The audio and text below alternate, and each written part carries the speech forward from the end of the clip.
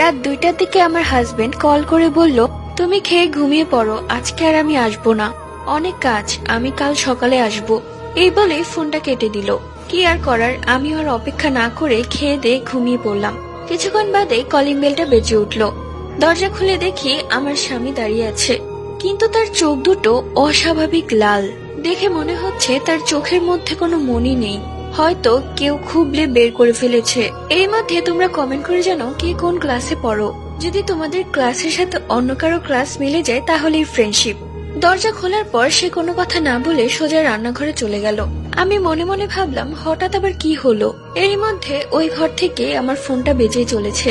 কলটা ধরতে ওপাশ থেকে আমার স্বামী বলল, তুমি রাগ করো না আর দরজা খুলো না, আমি কালকে সকালেই চলে আসব।